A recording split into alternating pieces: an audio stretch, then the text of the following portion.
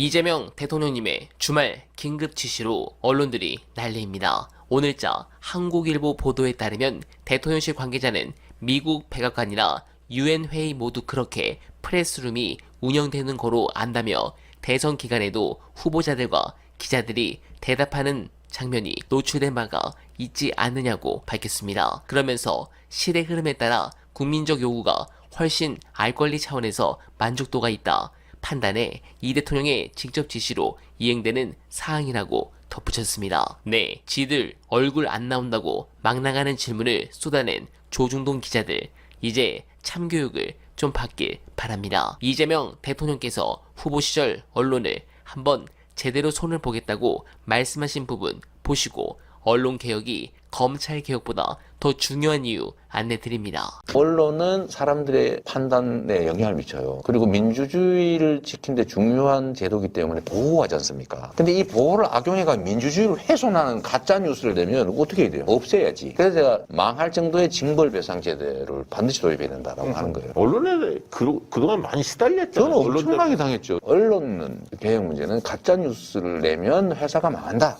이 생각이 들게 해주는 게 핵심입니다. 검찰 얘기도 안 해야지. 그렇죠. 의심하는 사람도 많은데. 근데 검찰 문제도 역시 제가 개인적인 피해를 엄청나게 많이 입은 사람이잖아요. 그렇습니다. 조국 교수께서도 사실은 이제 선택적 정의에 당한 거죠. 이 원래 방치된 부정의, 그러니까 부정 상태를 방치하는 거하고 선택적 정의를 비교하면요, 선택적 정의가 더 나쁜 겁니다. 근데 윤석열은 선택적 정의를 행사한 거예요. 골라가지고 팍 파가지고. 그렇죠. 그리고 언론 플레이 해가지고 마녀사냥했잖아요. 저도 똑같이 당했거든요. 그래서 제가 동병상련이다라고 얘기도 할 수밖에 없었던 건데. 네. 저 자주 연락해요, 사실은. 근데 이 검찰에 대한 개혁을 수사권 조정이 어떤 핵심이었고, 해방 이후 처음 한 거잖아요. 엄청난 성과고, 이게 안착되기를 바라는 게 정부와 청와대의 입장입니다. 그러니까 그거는 이 상태로 가는데, 이걸 경찰에다 혹시 수사권을 전부 몰아주면 검찰보다 경찰이 더 위험할 수 있습니다. 우리가 권력을 잃었을 때. 그러니까 그 완벽한 수사권 조정은 어떤 방식으로 할 건지는 검찰 내에서 기소와 수사를 분리할 필요가 있어요. 안에서. 왜 서로 칸을 쳐줘야죠. 그리고 더 중요한 게 있습니다. 더 중요한 게 뭐냐면 개별 검사들의 권한을 줄여야 됩니다. 네, 이재명 대표에 대한 태도는 대단히 비겁하고 야비해요. 그 윤석열이 사방을 다 공범으로 만들어놨다니까. 그것도 맞는 말이에요. 네. 언론도 상당 정도 이재명에 대해서는 공범이 맞아요. 언론은 심리적 공범이에요. 네, 공감합니다. 그리고 오수석에 대한 얘기가 아직도 화제입니다. 여러분, 오늘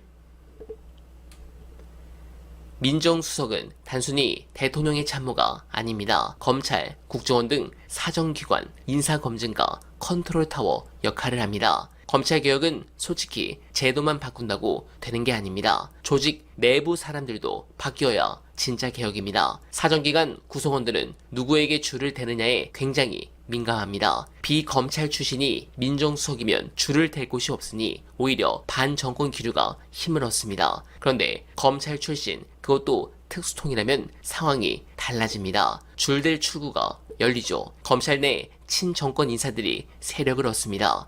이 동력을 활용해서 사람도 바꾸고 제도 개혁과 조직 개편을 동시에 밀어붙일 수 있습니다. 즉, 검찰 내부의 친국힘 세력을 약화시켜야 권력이 한쪽으로 기우는 걸 막을 수 있습니다. 민주당으로 줄 서도 출세길이 열린다는 메시지, 바로 그 상징성이 필요합니다. 이건 단순한 검사 기용이 아닙니다. 현실을 꿰뚫는 이재명식 실용주의 전략 인선입니다. 여러분들은 어떻게 생각하십니까? 소중한 댓글로 의견 부탁드리며 어날바는 내일도 최선을 다하겠습니다. 여러분 고맙습니다.